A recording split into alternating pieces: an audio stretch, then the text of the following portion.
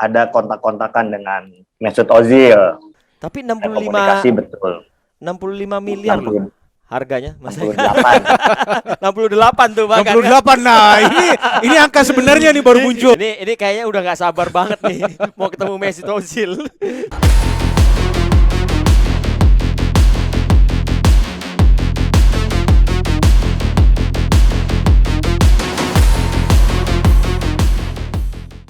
Halo warga Plus 62, kita berjumpa kembali di Bola Plus 62.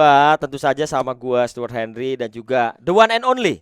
Enggak dong. Oh, enggak. Kita semua satu tim ini. Yes, Mas Binder. Mas Binder. Ya. Ini sebelum kita mulai nih obrolan kita yang Ya. pasti hangat ya hari ini ya. Rame nih. Rame ya kan. Durasi cukup nggak? Soalnya Liga 1 udah mulai loh. Terlalu banyak kan? yang perlu kita bahas dari Liga 1. Ya, tapi sebelum kita obrolin kita harus Oke. say thanks juga nih Mas Binder. Ya. Sama warga Plus 62 Betul. yang ngerespon video terakhir ya. Yes. Ketika kita bisa bicara soal tim nasional, terus ada bintang tamu spesial, ada Coach Indra Safri. Jadi kemarin itu meledak banget viewernya. Berapa gara-gara tuh? kita. Gara-gara ada Coach Indra. Ya, kita juga ingin berterima kasih komen yang positif. Ya. Ada beberapa saran juga yang diberikan. Ya pasti nanti kita ikutin lah saran-saran yang positif tersebut. Kita coba untuk membuat konten-konten yang lebih berkualitas dan tentunya positif vibes ya di Bola Plus 62 ini. Ya, harus selalu positif. Ya. Oke, kita langsung ngomongin soal Liga 1 nih Mas Binder. Apa nih? Pertandingan mana aja ini? Ini banyak pertandingannya. Gue kalau mau ngomongin soal Liga 1 nih, gue Oke. selalu ngomong dimanapun gue pergi, ini liga paling kompetitif di Betul. muka bumi. Iya. Bahkan Liga Inggris, apa itu Liga Inggris? Gak kompetitif, kalah sama ini. Ini sekarang yang ada di puncak klasemen 3 tim poinnya sama. Nah, ngeri gak tuh?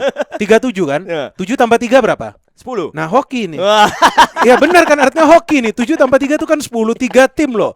Bingung gak lo? Walaupun angka hoki gue 27 sih. gue sih 8 sih. 8 makanya. Kok kita jadi ngomongin angka ya? Nih, Mas Binder, apa? kemarin kan vakum ya Liga Iya. 1 ya, berhenti lama karena memang ada tim nasional Iya, juga, tapi kemudian akhirnya mulai. Nah, sebenarnya Yes. dimulainya ini sebelum masuk ke putaran kedua masih ada pertandingan sisa nih yang sempat ditunda Tunda, ya. ya. Dan memang langsung big match. Apa tuh? Persebaya lawan Bali United. Wah, ngeri Iya, benar-benar. Ini pertandingan yang memang ditunggu-tunggu ya. Bali United juara bertahan, Persebaya itu runner up Stuart dari musim 2019. Dan tentu yang kita harapkan adalah banyak gol. Benar banyak gol, tapi cuma satu tim yang cetak banyak gol itu. Ya kan? Gua kira akan ada 2 tim yang mencetak banyak gol. Ternyata Persebaya. Berapa skornya? 3-1. Nah, ngeri gak tuh? Nah. 3 gol loh. Tapi ini istimewa sih kalau kita ngelihat penampilan Persebaya. Kan ini ya. istimewa karena Persebaya atau apa nih? Nah, Bukan gue yang ngomong loh. Gue pakai jersey timnas nih. nah, maka itu. Biar netral. Nah, gua kali ini benar-benar objektif. Kalau Oke. kita mau melihat cara bermain Persebaya, kita Ya. harus mengakui bahwa mereka bermain dengan sistem yang berbeda. Iya. Kalau kita lihat mungkin ya kebanyakan tim-tim yang ada di Liga 1 saat ini kan bola dari belakang build up direct. Tapi Persebaya itu tipikal mainnya oke, memang ada skema counter attack, tapi mereka juga bermain dalam ruang yang rapat, Mas Binder. Tik tak gitu. Iya, ini yang memang kita kenal dengan tiki taka ya Stuart ya. Artinya membangun serangan mengandalkan passing, tapi hanya 2 atau 3 kali passing untuk bisa melakukan penetrasi ke lini pertahanan tim lawan. Dan memang Persebaya adalah salah satu tim yang efektif melakukan counter attack. Bukan berarti tim ini bermain dengan skema bertahan, tapi mereka memanfaatkan passing game mereka yang tadi gua katakan tiki taka untuk bisa menciptakan kepanikan di pertahanan tim lawan. Karena terbukti selain dari 3 gol yang mereka hasilkan, beberapa kali itu serangan dari Persebaya itu membingungkan juga para pemain Bali. Karena Bali ini kan mengandalkan 2 wingback.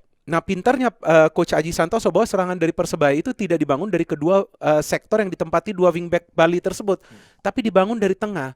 Karena terlihat ada ruang yang kosong di tengah di Bali United.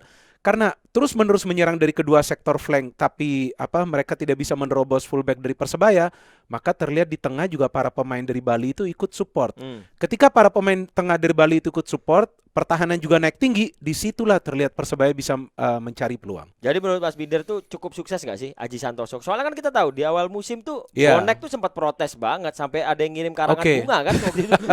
Karena penampilan dari Persebaya yang nggak stabil. Tapi ternyata dari satu pertandingan ke pertandingan lainnya, dan itu di tengah banyak hambatan loh. Karena kita tahu kan pemain dipanggil Iya. timnas, ada pemain cedera. Tapi ternyata sistem yang dibangun Aji ini ya bisa berjalan, apalagi dia memberikan kesempatan itu sama pemain-pemain muda. Ya, yang kita perlu pahami ya Stuart ya, bahwa di Persebaya ini kan terjadi perombakan di materi pemain. Pemain-pemain asingnya semuanya baru, ada banyak pemain muda. Ya tentu sulit untuk berharap bisa langsung panas. Tapi setelah para pemain ini bisa menyatu, sekarang kan Persebaya menjadi tim yang sulit dikalahkan. Ya. Ya, mereka sudah belasan pertandingan tidak kalah. Bisa meraih kemenangan-kemenangan telak, beberapa kali clean sheet juga. Jadi terlihat sudah ada keseimbangan di Persebaya dalam urusan membangun serangan, mencetak gol, dan juga rekor defensif yang bagus. Nah, disinilah kita bisa melihat bagaimana konsep dari Coach Aji ini bekerja secara sempurna karena pemain manapun yang masuk itu bisa menjalankan tugasnya secara baik. Ya, tapi memang yang kemarin dapat sorotan ini pemain mudanya. Ya. Masih 18 ya? 17. 17. Adanya Ovan ya. Ya, lu di mana 17 tahun? Wah, gue 17 masih main game kayaknya. Dia udah main Nah, Liga Pro, maka ya itu. kan? Udah cetak gol, jadi man of the match lagi. Nah, ngeri gak tuh bener-bener. Dan terlihat di usianya yang masih begitu muda, dia matang sekali ya. Dia juga tidak panik ketika ada tekanan dari para pemain Bali United. Dan juga yang paling penting Stuart, gue melihat bahwa pemain ini tidak emosional. Beberapa kali tuh dia dilanggar, beberapa kali dia ditekan. Tapi dia tenang saja, dia jatuh, dia bangkit kembali, fokus dalam permainan. Nah, inilah ciri pemain besar. Ya, bahwa pemain ini punya potensi menjadi pemain besar asalkan dia tetap bisa fokus dalam permainan dan kalau bisa ya coba juga untuk mencari pengalaman bermain di luar negeri. Ya. Karena mentalnya harus kuat ini. Tentu kita harapkan pemain-pemain seperti Marcelino bisa nantinya juga membela tim nasional Indonesia. Ya mungkin juga dia nanti akan dipanggil. Apakah itu untuk AFC U23 atau juga nanti untuk SEA Games, karena SEA Games juga kan ada batasan usia kan. Ya memang banyak ya suara-suara yang udah mulai keluar ya dari Iya. warga Plus 62 yang berharap Marcelino ini sama seperti yang Mas Binder bilang harus mendapatkan jam terbang main di level Eropa, Iya. entah itu kasta kedua, kasta ketiga, tapi setidaknya supaya kualitas yang dia punya ini nggak mentok, nggak buntu gitu loh. Iya, karena kalau gue perhatikan sih dia terlalu bagus ya mainnya di Liga 1 ya. Kita lihat bagaimana dia juga bisa melewati beberapa pemain dengan begitu mudah. Nah, terlihat kan bahwa di usianya yang masih begitu muda dia sudah punya bakat yang luar biasa. Bagaimana caranya bakat ini juga diimbangi dengan mental yang kuat. Memang dia masih muda, perjalanan masih jauh. Ya, bukan berarti harus cepat puas, tapi masih harus bekerja secara keras untuk waktu yang cukup lama. Nah, kalau ngomongin soal pemain muda nih di Liga 1, kalau Persebaya itu punya Marcelino kan. Iya. Persib Bandung itu punya Beckham Putra. Wow, betul. Tapi Persib kemarin yang lagi seru dibahas bukan Beckhamnya, Mas Binder. Siapa tuh? Ada duo cadas. Ya, kan duo cadas. Ini tuh sebenarnya juga agak sedikit membingungkan Oke. karena Persib Bandung itu ini kita ngomongin soal Wander Luiz Oke, ya. oke. Wander Luiz Castillon juga sebelumnya. Castillon. Wander Luiz itu bikin 6 gol loh dan 2 assist kalau nggak salah. Oke, good point. Tapi kemudian ya udah gitu dilepas dalam kesempatan 17 pertandingan. Diubah datang Bruno, datang David da Silva. Itu wajar nggak sih? Atau sebenarnya harusnya Wander Luiz diberikan lebih banyak kesempatan? Kalau menurut gua kan terlihat bagaimana kesulitan Wander Luiz itu di pertandingan-pertandingan besar ya. Stuart, kita lihat lawan Arema, lawan Persija ya, sulit sekali untuk berkembang dan striker itu kan diharapkan bisa memecah kebuntuan. Ya, dan Wander Luiz itu kan tidak bermain sendirian sebagai striker tunggal. Kadang-kadang ada juga Castillon yang ikut bermain, sebelumnya ada Wander Luiz, sebelumnya ada Ezra Walian. Ya. Jadi ketika striker itu ditempatkan di depan, oke, memang dia tidak mencetak gol. Tapi ketika timnya sulit mencetak gol, dia harus menjadi pembeda. Ya. Karena dia berada di lini depan. Nah, Wander Luiz ini betul mencetak gol, mencetak 6 gol. Tapi lawan klub-klub mana saja? Bukan klub kuat. Ya, striker itu perlu juga mencetak gol lawan klub-klub kuat. Apalagi ketika timnya itu sulit mencetak gol. Seperti lawan Persija, lawan Arema. Tadi yang gua katakan, lawan Persebaya Surabaya kan kalah telak juga. Ya. Maka itu perlu ada perubahan yang dilakukan oleh manajemen Persib dan memang terlihat di lini depan. Dan yang dilakukan pergantian itu kan 2 langsung. Ya. Siapa? Bruno dan juga sekarang David. Nah, Bruno dan David ini juga merubah formasi dari Persib Bandung yang sebelumnya mengandalkan 4-4-1-1 atau 4-2-3-1, sekarang masuk ke skema 4-4-2. Nah, dengan formasi 4-4-2 ini kan terlihat lawan Persita dominasi total. Ya. Walaupun golnya dari penalti loh. Golnya dari penalti. Nah, ini kan yang banyak yang mengkritik, kenapa sih harus dari penalti? Nah, tentu masalahnya berada dari finishing. Dan finishing itu bukan saja dari David ataupun Bruno, karena mereka juga secara total mendapatkan 4 peluang, tapi ada Beckham Putra yang mendapatkan peluang juga, ada Febri Haryadi yang mendapatkan peluang, ada Rashid, ada Maklok. Nah, sekarang ini masalah dari Persib, mulai berubah, bukan soal dalam urusan menciptakan peluang, tapi dalam urusan melakukan finishing. Ini satu lagi PR yang perlu dibenahi oleh coach Robert Rene Alberts. Apalagi Persib nanti akan menghadapi lawan-lawan yang kuat lagi di putaran kedua. Kalau kita berbicara soal duet cadas, menurut gua tidak mengecewakan. Ya. Karena mereka mendapatkan banyak chance. Ya. Dan ini masih awal untuk mereka. Betul. Tapi bagaimana pemain-pemain lain itu bisa memberikan suplai bola. Beberapa kali gue melihat para pemain lain itu memutuskan shooting daripada coba untuk menunggu agar salah satu dari pemain ini mendapatkan ruang terbuka agar bisa diberikan passing. Ya. Nah itu saja Jadi, sih. ya nggak adil juga kalau kita bilang kalau duo cadas ini ternyata mengecewakan hanya Belum. menilai dari satu Iya, pertandingan nggak karena bisa. peluangnya kan banyak. Dan justru menurut gue mereka tajam loh, karena mereka mendapatkan banyak peluang. Ya, gua setuju banget. Secara total itu 4 on target, dan Bruno itu bagaimana bisa mendapatkan penalti? Karena kan dia kejar itu bola ketika back pass ke Randy. Dan juga kebetulan form dari Randy ini lagi bagus-bagusnya, lagi on fire dia. Meskipun Persib yang menang, tapi menurut gue man of the match Randy Oscario baru main pertama kali loh Dia untuk cuma Persita. gara-gara satu kesalahan. Jadi Itu OG aja. kan sifatnya kalau udah bikin satu kesalahan, kebaikannya semua dilupakan. Iya, tapi mental dia cukup kuat Stuart, karena setelah itu banyak saves yang dia lakukan, dan penaltinya juga ya memang karena dia bergerak ke kanan kemudian syutingnya ke tengah ya. Pintar juga Bruno, dan gak gampang juga untuk Bruno. Pertandingan pertama dia yang dikasih tanggung jawab ambil penalti kan. Kalau gagal gimana? Nah, itu ada faktor tanggung jawab Itu di sana. dia. Tapi kan Bruno ini memang kalau kita lihat track recordnya dia top scorer juga di Liga Vietnam kan, Iya, benar. waktu main sama Vettel kalau Betul, nggak salah betul. ya. Jadi memang ya layak lah. Tapi duit yang dikeluarkan untuk membawa pemain oleh Persib ini itu gua rasa sih nggak sedikit ya. Karena memang kalau tim untuk tim punya misi buat nantang gelar ya harus berani ya. Gua rasa udah keluarin banyak juga ya untuk pemain. Kalau kita melihat skuad dari Persib, maka terlihat mayoritas adalah pemain-pemain yang syarat berpengalaman. Tentu terlihat bahwa targetnya adalah untuk menjadi juara. Tapi Stuart, untuk menjadi juara bukan saja diperlukan pemain-pemain yang syarat berpengalaman, tetapi juga perlu permainan yang kolektif. Nah, kadang-kadang kita bisa melihat permainan dari Persib itu kolektif. Kadang-kadang ada seperti missing link di tengah yang membuat mereka sulit menciptakan peluang.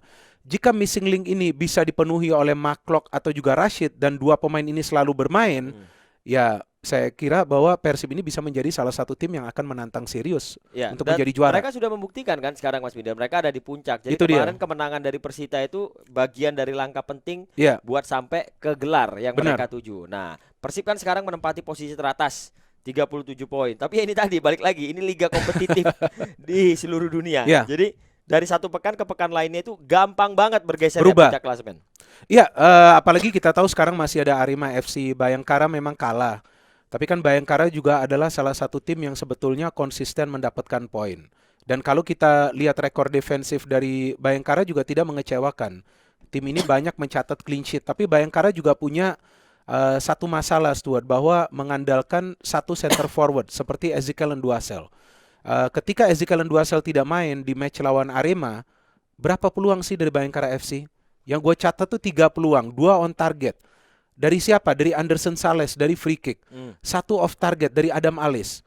Selanjutnya tidak ada peluang dari Bayangkara FC. Jadi terlihat bahwa Bayangkara FC itu mengandalkan Ezekiel Nduasel untuk mencetak gol. Sedangkan Arema FC yang menang dan memperpanjang rekor mereka tidak terkalahkan 15 pertandingan loh.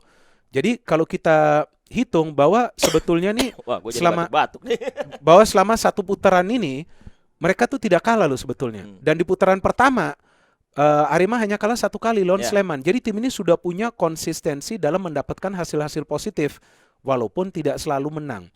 Nah, kembali kita melihat bahwa kekuatan Arema FC itu berada di skuad dengan materi pemain yang merata. Tidak harus striker yang mencetak gol. Seperti di pertandingan kemarin, Rizky yang bisa mencetak gol dari jarak jauh seperti itu. Iya, golnya indah banget, cannonball. Tapi kalau ngomongin soal Arema ini, gue setuju sih Mas Bidar. Soalnya Arema ini tuh kayak kuda hitam. Kalau kita ngelihat posisinya sekarang, mereka ada di 3 besar, bersaing dengan Bayangkara sama Persib. Dengan kualitas skuad yang sebenarnya dipertanyakan. Ini misi mereka itu saat memulai musim bukan buat nantang gelar, tapi untuk berada di posisi papan atas. Nyatanya, bagus. Bikin rekor kan, ini 15 pertandingan tidak terkalahkan di era Liga 1. Arema. Benar, sebelumnya adalah Persikabo, dan juga kita perlu melihat ya kinerja dari Almeida pelatihnya, bahwa Almeida bisa menyatukan para pemain itu di atas lapangan bukan saja dalam urusan menyerang. Karena untuk tim menjadi juara di Liga 1 ya, teman-teman juga bisa cek deh statistiknya ya, bahwa tim yang paling sedikit kemasukan gol itu yang lebih sering menjadi juara. Nah, Arema juga belum banyak kemasukan gol. Bayangkara FC juga belum banyak. Persib juga belum banyak. Artinya wajar 3 tim ini berada di atas.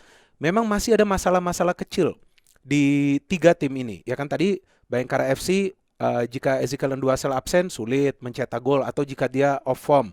Persib Bandung terlihat bagaimana suplai bola ke depan itu harus lebih konsisten lagi dan jangan ada missing link di tengah. Arema FC sebetulnya dalam urusan mencetak gol juga sulit loh, Stuart. Ya. Ya, ini mereka 1 gol, Tapi sebelumnya mereka draw. kuat bertahan. Nah, itu kuat bertahan. Jadi ada beberapa PR yang perlu dibenahi yang menurut gue akan bisa dilakukan oleh masing-masing pelatih, karena sekarang memasuki putaran kedua, tentu mereka bisa flashback pertandingan-pertandingan sebelumnya dan melihat apa sih kekurangannya, dan kekurangan itu coba mereka kurangi dengan cara mengontrak pemain-pemain baru. Seperti sekarang Arema kan, mereka mendatangkan Sandi Darmasute. Ya. Di pertandingan semalam, Sandi Darmasute itu bukan bermain sebagai defensive Pengganti midfielder. dia. Dia justru masuk sebagai pemain attacking midfielder. Mungkin itu juga salah satu perubahan yang coba dilakukan oleh Almeida. Dia perlu juga pemain yang untuk menjadi pengatur serangan dari tengah, seperti Sandi Darmasute. Ya, tapi Persib sih harus ucap terima kasih sih sama Arema. Soalnya kalau kemarin Bayangkara menang, bisa-bisa hilang lagi. Cuman sehari doang. Iya betul, dan Persib kan masalahnya cuma ketika bertemu klub-klub besar lainnya ya Stuart ya. Kita tahu mereka kalah lawan klub-klub besar tersebut, dan lagi-lagi kan seperti yang tadi gue jelaskan bahwa masalahnya itu dalam urusan mencetak gol. Karena ketika kalah lawan Arema, lawan Persija, lawan Persebaya kan Persib tidak bisa mencetak gol. Nah, yang dilihat ke siapa? Yaitu kedua striker di depan. Maka itu perubahan itu dilakukan oleh manajemen. Nih, kalau ngomongin soal klub besar nih, kita juga harus ngomongin soal Persija dong, ya kan? Betul. Persija kemarin kan juga habis menang ya. Yes. Cuman memang kalau kita lihat posisinya di papan klasemen sih musim ini Persija memang masih belum bisa bersaing. Masih jauh. Dengan tim-tim yang ada di masih at jauh. least 4 besar lah. Iya, iya. Cuma kalau kita lihat performanya dan keseriusannya di putaran kedua ya, datengin Macan Konate kan, dan Simic nih udah mulai kembali menemukan ketajamannya lagi ya kan. Iya. Dapat 2 gol setiap pertandingan.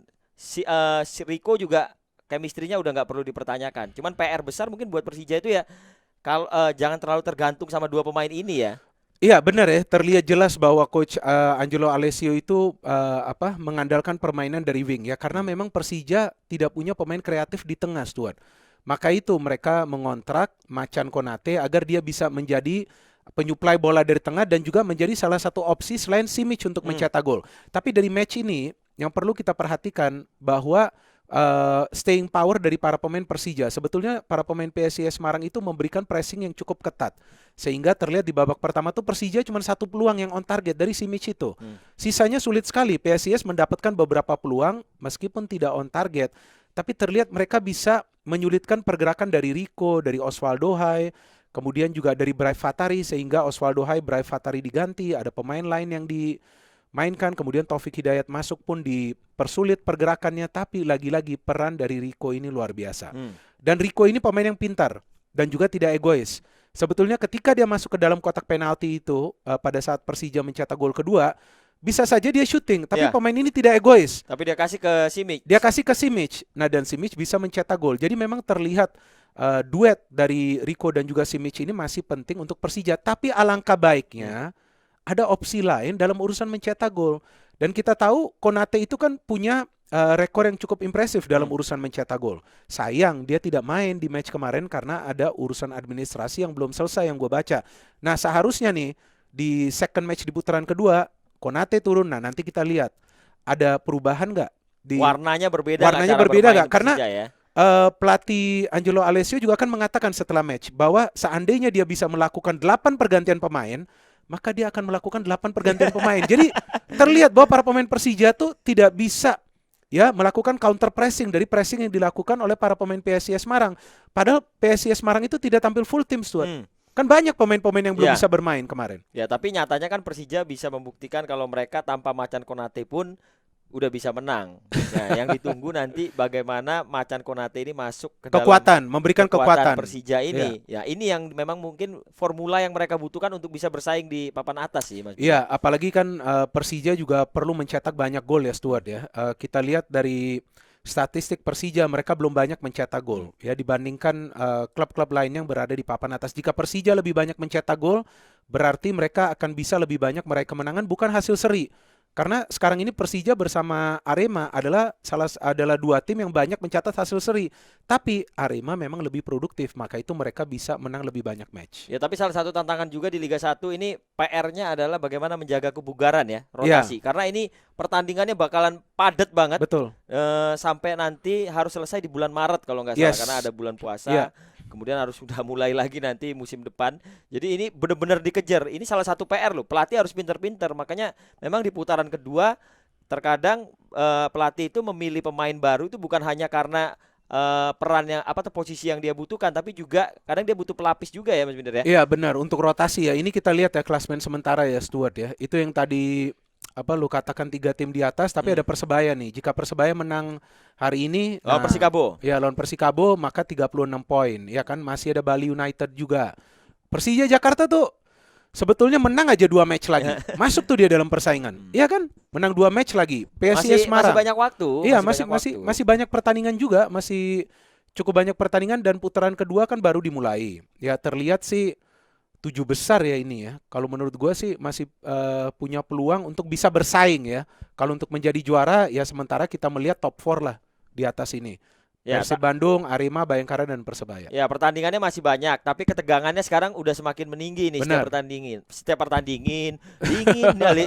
Setiap pertandingan. Soalnya kan memang udah setengah putaran udah kelar, sisa setengah lagi. Jadi udah setiap pertandingan itu udah nggak boleh ada kata error. Iya betul, artinya para pemain pun harus mengurangi kesalahan-kesalahan yang mereka lakukan dan mengurangi juga jumlah pelanggaran. Karena beberapa pelanggaran yang dilakukan oleh para pemain itu sering memberikan keuntungan kepada para pemain tim lawan dari situasi bola-bola mati. Itu kan Bayangkara FC hampir mencetak gol kemarin dari situasi bola mati kan. Kemudian kita lihat dari PSIS Semarang juga sebetulnya beberapa kali mendapatkan situasi bola mati tersebut. Jadi mengurangi jumlah pelanggaran dan juga lebih fokus karena nih sisa beberapa pertandingan ini apalagi untuk klub-klub yang berada di papan atas itu penting untuk mereka menangkan. Ya, Liga 1 itu emang kalau diomongin gak akan ada habisnya. Soalnya panas terus setiap pertandingan, tapi ada yang lebih panas dari Liga 1 nih, Apa?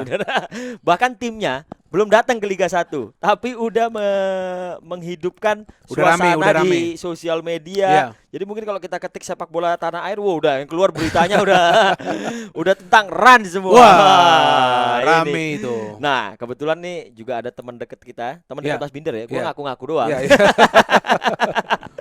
Teman dekat kita, teman dekatnya Mas Binder ini udah datang dan mau kita ajak ngobrol-ngobrol nih soal Rans Cilegon FC. Siap. Soalnya kan isunya lagi panas banget ya. Mungkin kita sapa ya. Ada Mas Haikal ya dari Rans Cilegon FC. Halo Mas Haikal. Siap. Kita semua sebenarnya teman dekat. Kita walaupun kita baru ketemu, Mas Stewart itu temen juga, kita udah temen dekat kok.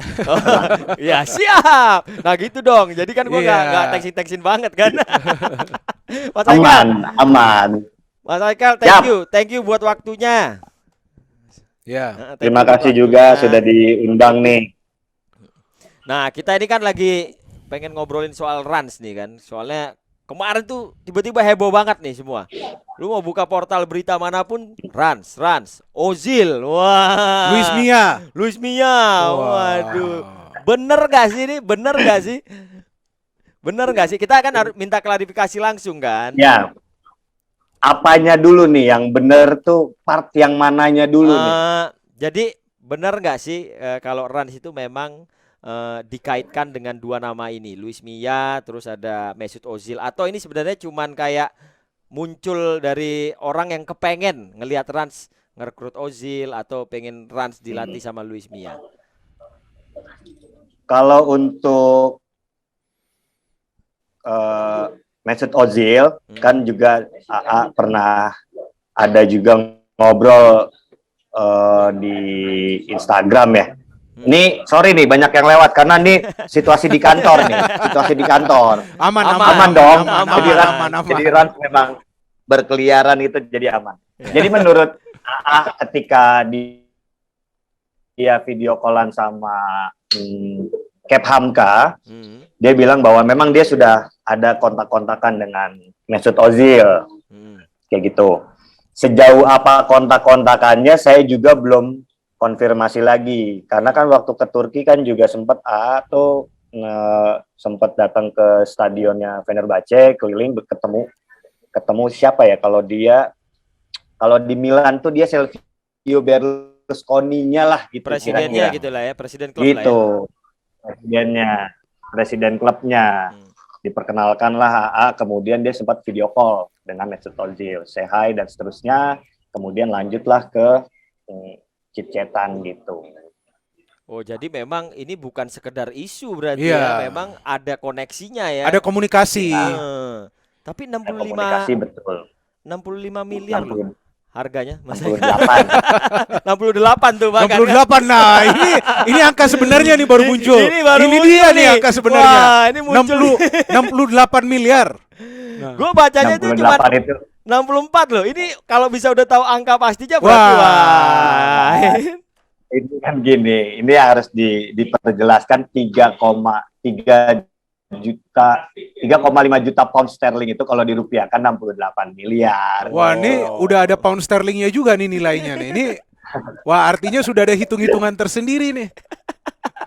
Hitung-hitungan kan jago-jagoan teman-teman media kadang-kadang sudah mengkalkulasi semua-muanya. Iya, Jadi iya. kita hanya mentranslate aja apa yang diberitakan kita. Oh, ternyata segini valuasi dari Mesut Ozil kalau Ozil datang ke Indonesia gitu. Tapi ya, gua rasa kalaupun memang pada akhirnya nanti Ozil datang, itu yang seneng tuh bukan hanya pendukungnya Rans loh. Tapi pendukungnya Persebaya, Arema, mau pendukungnya semua klub bakal senang karena kan ada pemain level dunia datang dan itu akan meningkatkan Betul. kompetisi Liga 1-nya nanti. Iya, dan usianya masih 33 tahun dan Ozil kan pernah membela Real Madrid dan Arsenal. Kebetulan juga gua kan support Real Madrid dan Arsenal. Nah, Kok itu. bisa pas begitu ya? Nah, makanya itu gak ngerti gua. Dan gue juga beberapa kali siaran si pertandingan Rans. Nah, ini waduh, gua harus ketemu nih sama Ozil nih. Kalau nanti jadi. Ini kayak kode juga ya. Nah, itu dia. Ya benar, gue ini fan Real Madrid dan juga Arsenal. Pas Ozil juga pernah bermain di sana kan. Tapi kemarin itu sebenarnya Mas Haikal salah satu hal yang menarik lagi selain memang Ozil ya, karena itu sangat menarik sih buat kita yang nunggu ada pemain bintang bisa datang main di Liga 1. Itu statementnya Raffi Ahmad nih, ya kan, AA nih yang mengatakan Rans ini dipersiapkan untuk menjadi tim terkuat di Asia ya Mas. Iya, betul. Itu jadi itu ya kalau kita Sebenarnya lihat gini, AA itu mau membuat tim bukan hanya untuk gaya-gayaan. Itu yang pertama. Dia pingin membangun sepak bola Indonesia lebih maju lagi, lebih bagus lagi, lebih baik lagi. Itu tidak bisa kalau cuman AA sendiri, Rans Cilegon sendiri ya tidak bisa. Itu juga kita perlu kerjasama dengan Arema, Persebaya, Persija, Persib, seluruh kontestan yang ada terlibat dalam Liga Indonesia ini. Kita harus juga support karena hasil dari kompetisi ini akan mencetak timnas yang bagus kan? Setuju dong semua tentang hal ini. Nah, AA punya cita-cita ke arah sana.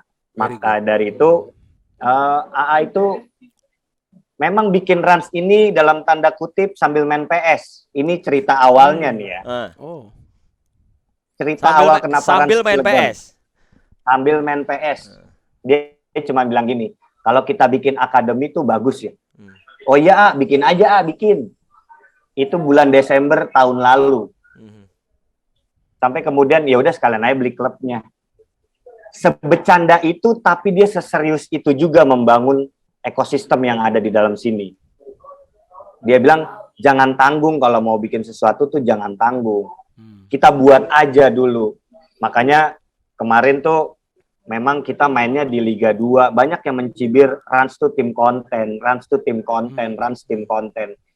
Tapi kita juga tunjukin bagaimana Rans itu dalam satu kekeluargaan, bahwa tidak ada, ini kata-kata Raffi Ahmad, tidak ada Superman, tapi adalah super team. Oh, keren sih. Nah, keren. Itu terpatri di dalam diri anak-anak ketika AA bilang bahwa tidak ada satu pemain yang lebih hebat daripada klubnya itu sendiri. Kita ada karena klub ini. Kita besar karena klub ini ada. Tidak peduli, AA tuh tidak memandang bahwa lu cuma seorang kitman, lu cuma supir bus, lu cuma yang ngurusin sepatu pemain bola. Oh, itu tidak berlaku dalam Raffi Ahmad. Semua sama, makan hal yang apa dimakan AA juga sama, AA pakai apa, mereka juga pakai. Oh, very good. Itu cara membangun run seperti sekarang. Kan orang hanya tahu konten aja, YouTube mulu, ini mulu. Tapi ketika kita berprestasi, kita membuktikan kita lolos ke Liga 1. Ya walaupun pada akhirnya kita kalah kemarin. Tapi kan itu targetnya adalah lolos Liga 1. Ya. Seperti itu. Tipis sih, nggak kalah lah hitungannya. Tetap lolos kan. Tapi ya kalau gue lihat sih emang Raffi Ahmad sih punya leadership ya. Leadershipnya dia ini yang bisa ngebangun runs, bisa sampai ke resultnya.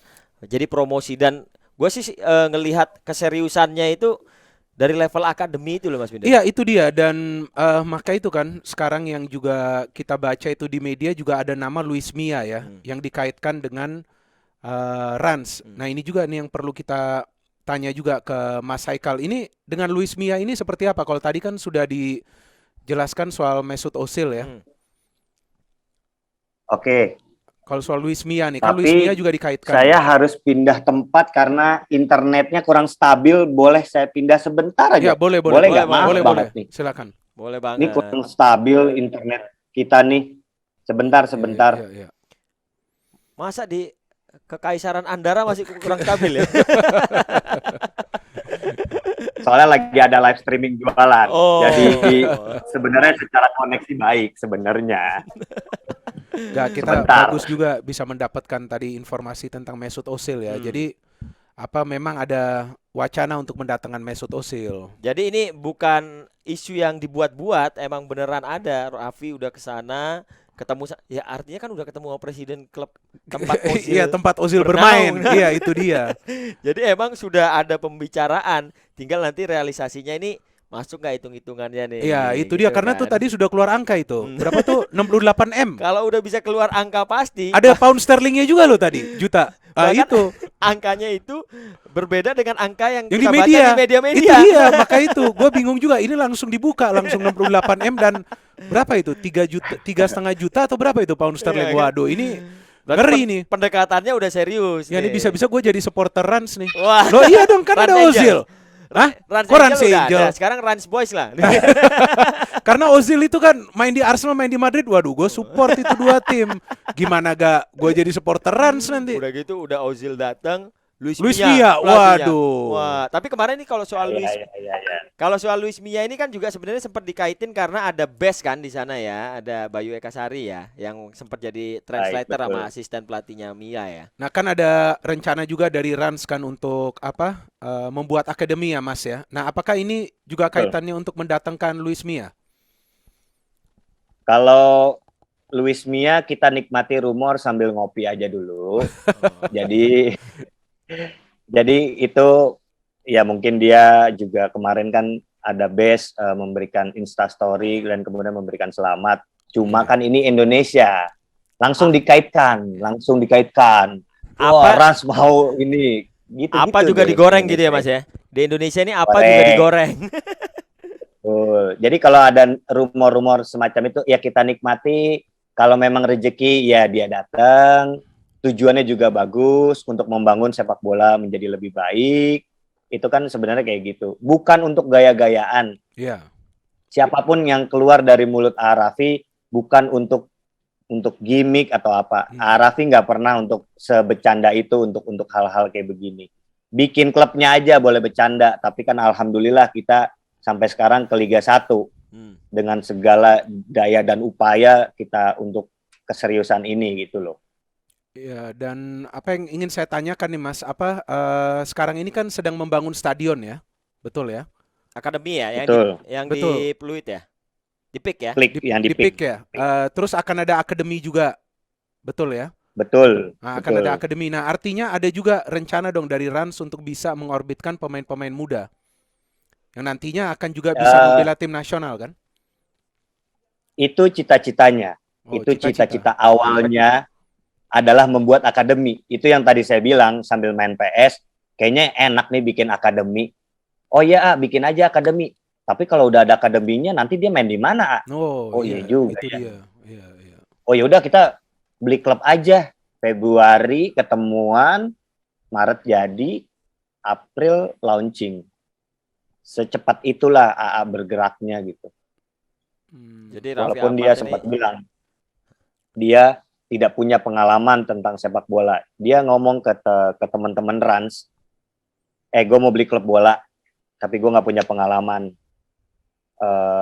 Kan sempat juga bilang, ya kalau belum punya pengalaman, mendingan jangan Tapi nggak apa-apa deh, gue mau jalan aja. Ya, alhamdulillah jalan sampai pada hari ini gitu. ya, Ya, tapi jadi keren ini sih, keren. ya kan kita bisa melihat ya bahwa performa dari para pemain Rans di atas lapangan juga, apalagi itu pada saat memasuki putaran 8 besar kan. Menang ya kan, kalahnya cuma sekali itu di final kan. Nah, itu dia. Betul. Jadi terlihat secara permainan juga mereka bisa mendapatkan hasil-hasil yang positif. Nah, ini nih terakhir nih Mas. Jadi ini Mesut Ozil jadi gak nih? Tetap. Mesut Ozil tadi mungkin kita sambil ya tadi bikin teh, menikmati rumor, sambil menikmati berita-berita terbarunya. Kita tunggu aja kelanjutannya seperti apa.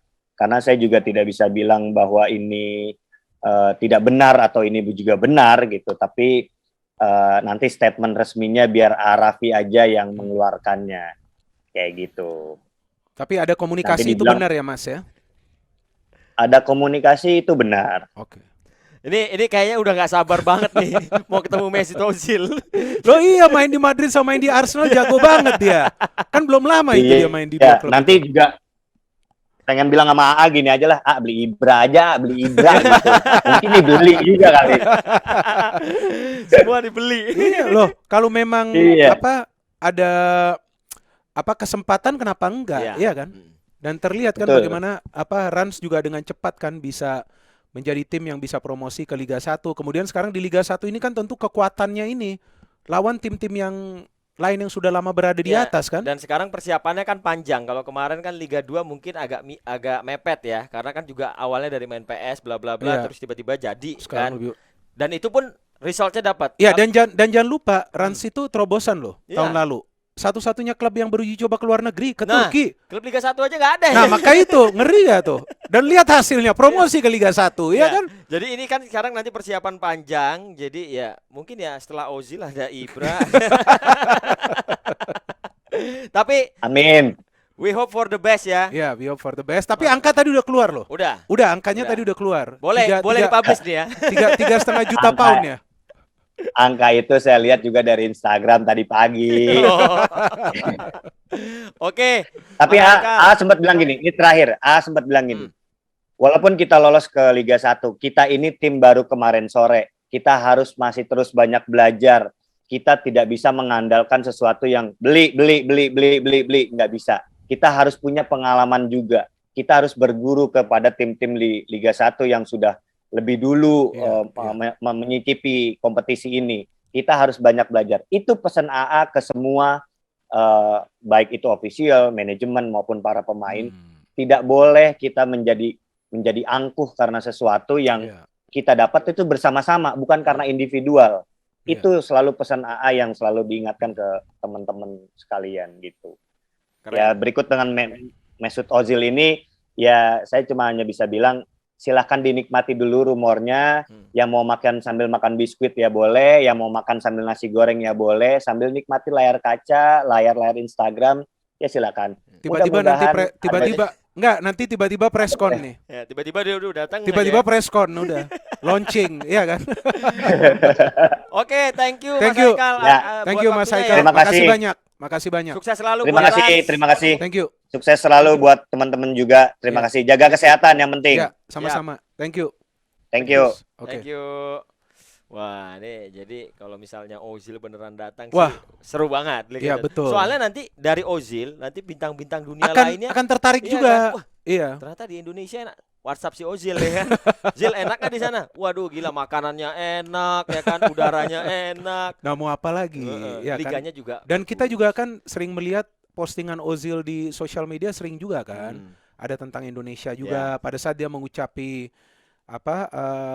hari kemerdekaan ya dari Indonesia kalau nggak salah ya, yang gue juga baca ya. Jadi memang di sini terlihat bahwa dari Rans juga sangat serius untuk membentuk tim yang kuat di Liga 1 ya. Tinggal kita tunggu saja nanti bagaimana perkembangan tentang wacana dari Rans untuk nanti membeli pemain baru dan juga tentunya dari fasilitas yang sedang mereka bangun. Banyak bule nih berarti ya nanti kalau kita bicara soal Liga 1 ya. Soalnya banyak pemain-pemain asing ya. Tapi ngomong-ngomong soal pemain asing, ini kita juga kemarin tuh sempat mulai ramai juga. Apa dan tuh? ada perdebatan juga Mas Binder soal pemain yang harus dinaturalisasi. Oke, siapa Ya aja kan? tuh pemain? Ada 4 pemain, ada Sandy Walsh, Jordi Amat, gue baca sambil baca. Oke. Soalnya namanya susah Iya, nih. gak apa-apa.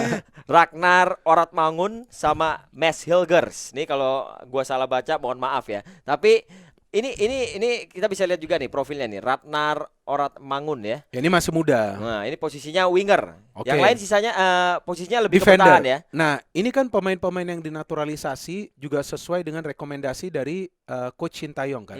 Artinya apa? Sesuai kebutuhan, Stuart. Nah, tidak ada salahnya juga menaturalisasi para pemain ini, apalagi jika memang mereka punya keturunan Indonesia, ya kan. Kemudian mereka juga ingin membela tim nasional dan juga para pemain ini kan bermain di Eropa, Stuart. Ya, tentu berbeda lah ya ketika mereka tentu punya fisik dan juga postur yang lebih kekar, stamina mereka juga lebih baik dan hanya satu pemain kalau nggak salah yang usianya tuh cukup senior 29 tahun ya. Tapi sisanya kan kita melihat adalah pemain-pemain di usia produktifnya.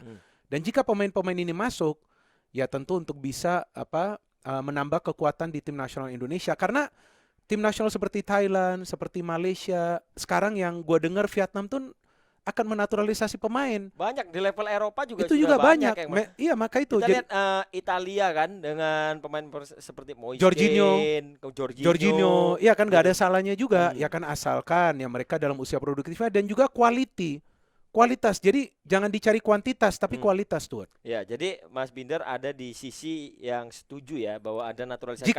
Jika memang sesuai kebutuhan, ya kan jangan sampai mereka itu dinaturalisasi ternyata juga tidak terpakai. Ya. Nah, kan percuma juga nanti mengganggu juga perkembangan pemain lokal. Dan sebenarnya kan ketika kita menaturalisasi itu tidak menghambat kesempatan untuk para pemain lokal. Enggak dong, semuanya harus berjuang untuk bisa mendapatkan tempat, Stuart. Dan juga kan sekarang kita punya pelatih kelas dunia seperti Shin Tae-yong. Ya kalau dia merasa ada yang nggak benar, ya dia nggak akan pasang pemain itu. Elkan Baggett, kalau memang dia tahu memang belum bisa bermain dari awal, dia tidak selalu memainkan Baggett itu sebagai starter kan. Ezra Walian juga sama kan, nggak bagus dia tarik. Dan mereka jadi berkompetisi sendiri. Itu dia untuk mendapatkan tempat, menemukan kualitas dan menjawab kepercayaan yang diberikan oleh Shin Tae-yong. Tapi ngomong-ngomong soal pemain lokal nih, ini pemain-pemain lokal kita ini udah mulai muncul kabar-kabar juga nih. Karena kan memang banyak yang berharap pemain-pemain tim nasional kita bisa abroad nih, mengikuti pemain-pemain yang memang sudah ada di sana. Soalnya isu ini muncul kemarin, sempat ada acara makan malam dengan agen dari Egy ya, tapi ini dia Pratama Arhan bermain di luar negeri, Rizky Ridho menyusul. Ini 2 pemain yang diharapkan bisa abroad nih. Iya betul ya, Arhan ya, gua pikir akan segera bermain di luar negeri ya. Dan juga dia adalah fullback modern, dia bisa menyerang secara baik, bertahannya juga agresif. Dan dia punya salah satu kelebihan yaitu melakukan lemparan ke dalam yang jauh. Ya, artinya juga dia menjadi pemain yang tentu akan diincar oleh klub-klub di luar. Dan gua berharap ya minimal bermain di Asia Selatan, di Korea atau di Jepang ya. Kalau bisa ke Eropa lebih bagus lagi, tapi yang penting dapat menit bermain. Dapat menit bermain bisa masuk dalam tim seperti Asnawi Mangku Alam dan juga Egy. Karena mereka bisa belajar banyak di sana ya. Itu dia. Dan juga mental bisa kuat lagi. Ya, kita bicara sedikit juga soal yang nggak boleh dilupakan nih kalau kita bicara soal sepak bola tanah air. Tim nasional wanita.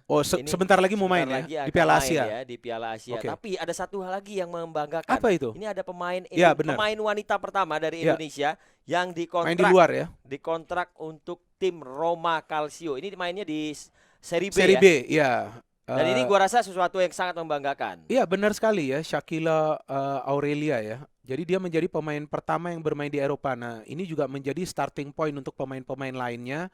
Dan kita juga tentu masih menunggu ya Liga Putri ya, Liga 1 Putri kan. Rencananya akan bergulir tuh di pertengahan tahun ini. Karena waktu itu cuma sekali doang ya, semusim doang. Kemudian kena pandemi kan. Nah, jadi jika pertengahan tahun ini juga mulai ya klub-klub Eropa ataupun yang berasal dari Asia Selatan juga bisa melihat perkembangan dari para pemain kita. Ya tentu mereka juga nanti punya kesempatan untuk bermain di luar negeri, Stuart. Ya karena memang butuh keseimbangan. Kalau kita lihat negara-negara maju juga sepak bola wanita dan sepak Iya. bola putranya itu sama lah. Ada Betul. liganya masing-masing. Iya, benar. Ya kita jadi harus tetap mengapresiasi wanita, Mas Binder, seperti kita kalau di rumah ya. Udah ya, kita ngomongin Oh nanti iya aja lah ya. dong. Kalau soal itu kita ngomongin nanti Nanti, aja. nanti.